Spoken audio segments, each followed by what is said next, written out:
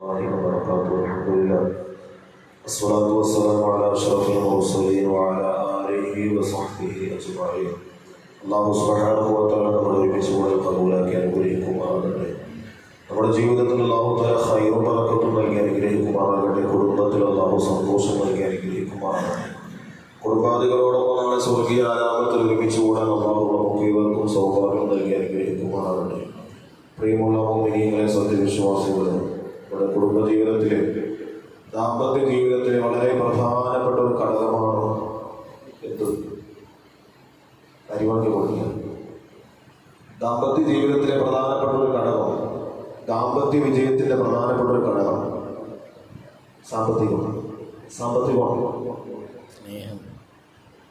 പച്ചക്കറി വാങ്ങി കൊടുക്കുക, മത്സ്യം വാങ്ങി കൊടുക്കുക, പറയണം സമാധാനം. ആ സമാധാനം കിട്ടണമെങ്കിൽ എന്ത് വേണം? സ്നേഹം. അതെ, കറക്റ്റ്.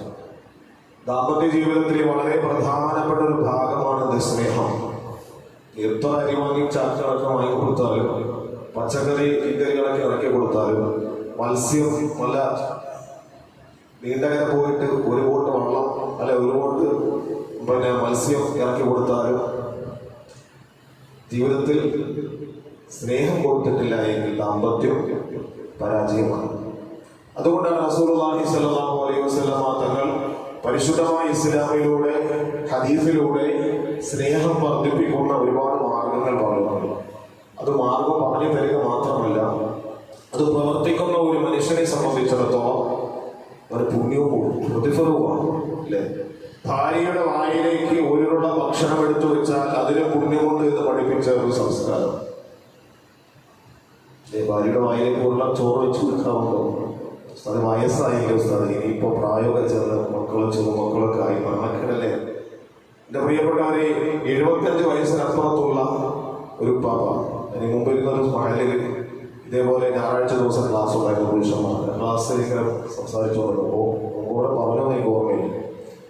അപ്പൊ അദ്ദേഹം ഇങ്ങനെ സംസാരിച്ച കൂട്ടത്തിൽ പറയാം, ഉസ്താദെ എൻ്റെ അടുത്ത് പേഴ്സണലായിട്ട് ഞാൻ ക്ലാസ് എടുത്തതിന് ശേഷം പേഴ്സണലായിട്ട് പറഞ്ഞു, ഉസ്താദെ ഞാൻ രണ്ട് ബെഡ്റൂമിലാണ് കിടക്കുന്നത്, ചെറുകുട്ടികളൊക്കെ ഉള്ള ഉസ്താദെ നാണക്കേടല്ലേ? എൻ്റെ പ്രിയപ്പെട്ടവരെ, നമ്മുടെ സ്നേഹം മരണം വരെയും ഉണ്ടാകണം. അത് ഉമ്മാമ്മയാണെങ്കിലും ഉപ്പാപ്പയാണെങ്കിലും നമ്മുടെ ജീവിതത്തിൽ പരിവർത്തനമായി ഓരോ പ്രായം കഴിയുന്നതോറും പ്രിയപ്പെട്ടവർ നമ്മുടെ ഭാര്യ അല്ലാതെ ആകുന്നില്ല. നാം ഭർത്താവാകുന്ന ഭർത്താവ് അല്ലാതെ ആകുന്നില്ല. മരണം വരെയും നമ്മൾ എവിടെയാണ് കിടക്കേണ്ടത്? ഒരേ ബെഡിലാണ് ഭാര്യയും ഭർത്താവും കിടക്കേണ്ടത്. സ്നേഹം ഉണ്ടാകണം, സ്നേഹം വർദ്ധിക്കണം. അത് പരിശുദ്ധ ഇസ്ലാം നമ്മോട് കൽപ്പിച്ച കാര്യമാണ്. എത്രത്തോളം അല്ലാഹുവിന്റെ ഹബീബായ നബി സല്ലല്ലാഹു അലൈഹി വസല്ലം തങ്ങൾ പഠിപ്പിക്കുന്നു, സ്നേഹത്തോടുകൂടി ഒരു ഭാര്യയുടെ മുഖത്ത് ഭർത്താവിന്റെ മുഖത്ത് ഭാര്യയെ നോക്കിയാൽ പോലും അല്ലാഹുവിന്റെ റഹ്മത്ത് ചുരുക്കപ്പെടുന്നു.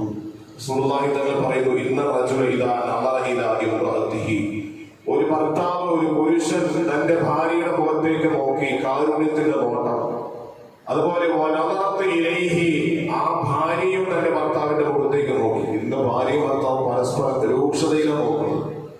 സ്നേഹത്തിന്റെ നോട്ടം നോക്കുന്ന രംഗങ്ങൾ അപൂർവമാണ്. നാം രാവിലെ പ്രഭാതത്തിൽ ജോലിക്ക് വേണ്ടി ഇറങ്ങി തിരിച്ച് കഷ്ടപ്പെട്ട് അധ്വാനിച്ച് വളരെ ക്ഷീണിതനായി കടന്നു ചെല്ലുമ്പോഴും മുമ്പ് ഞാനിവിടെ സൂചിപ്പിച്ചതുപോലെ മുഖത്തേക്ക് തന്റെ വീട്ടിലേക്ക് കടന്നു ചെല്ലുന്ന ഭർത്താവിന്റെ മുഖത്തേക്ക് സന്തോഷത്തിന്റെ നോട്ടം നോക്കാൻ നമ്മുടെ ഭാര്യമാർക്ക് കഴിയുന്നില്ല എങ്കിൽ ദാമ്പത്യ പരാജയമാണ്. ഒരു പുഞ്ചിരി തൂകിയുള്ള ഒരു സ്നേഹം നൽകാൻ നമ്മുടെ ഭാര്യയ്ക്ക് കഴിഞ്ഞിട്ടില്ലെങ്കിൽ എന്താണ്?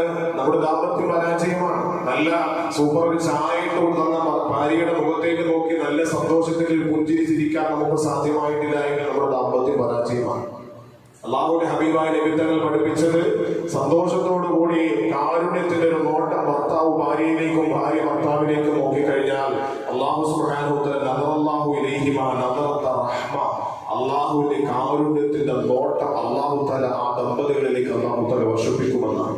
മാത്രമല്ല, ഫഇദാ അഖദ ബികഫിഹാ, ഒരു ഭർത്താവ് തന്റെ ഭാര്യയുടെ മുൻകൈയിൽ നാം മുസാഫഹത്ത് ചെയ്യുന്നത് പോലെ, ഹസ്തദാനം ചെയ്യുന്നത് പോലെ ഒരു ഭർത്താവ് തന്റെ ഭാര്യയുടെ കരങ്ങളിലേക്ക് ഇങ്ങനെ പിടിച്ചു കഴിഞ്ഞാൽ അല്ലാഹുവിന്റെ ഹബീബായ നബി സല്ലല്ലാഹു അലൈഹി വസല്ലം തങ്ങൾ പറയുന്നു, ആ കരങ്ങളിൽ പിടിക്കുന്ന കാരണത്താൽ അല്ലാഹുവിന്റെ ഹബീബായ നബി തങ്ങൾ പറയുന്നു,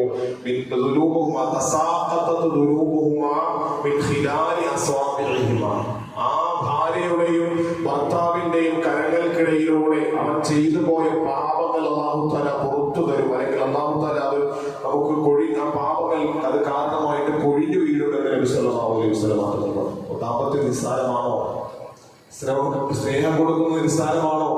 അത് ഭൗതിക താല്പര്യങ്ങൾക്ക് വേണ്ടി മാത്രമല്ല, മറിച്ച് പാരത്രികമായ നേട്ടത്തിന് കൂടിയാണ്.